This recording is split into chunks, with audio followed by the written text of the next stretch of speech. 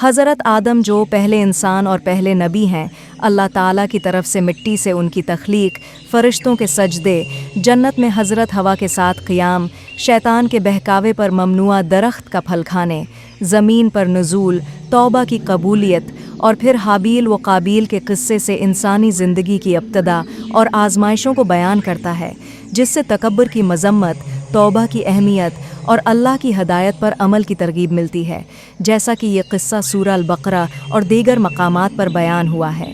اللہ تعالیٰ نے زمین سے مٹی جمع کرنے کا حکم دیا، جس پر فرشتے جبرائیل، میکائیل، اسرافیل واپس لوٹ آئے، لیکن اسرائیل نے حکم کی تعمیل کی اور مٹی لائے۔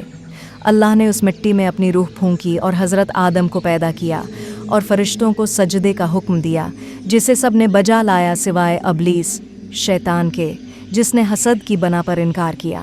حضرت آدم کو جنت میں حضرت حوا، جو ان کی پسلی سے پیدا ہوئے، کے ساتھ رکھا گیا اور تمام نعمتیں عطا کیں۔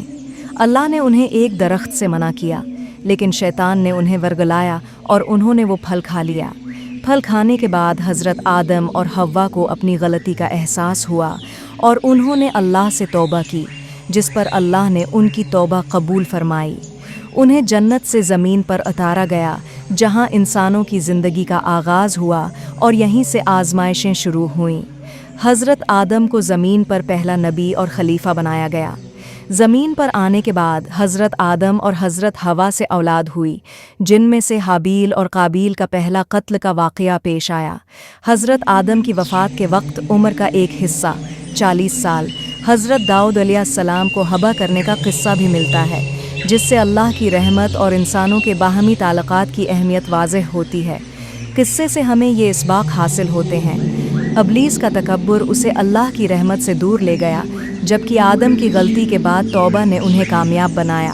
اللہ توبہ کرنے والوں کو معاف کرتا ہے اور یہ دروازہ ہمیشہ کھلا رہتا ہے۔ اس قصے سے ہمیں اہم کاموں میں مشورے کی اہمیت کا اندازہ ہوتا ہے، جیسا کہ اللہ نے فرشتوں سے مشورہ کیا۔ اس قصے سے ہمیں یہ بھی معلوم ہوتا ہے کہ سلام کہنا اور اس کے جواب میں رحمت کا اضافہ کرنا سنت ہے۔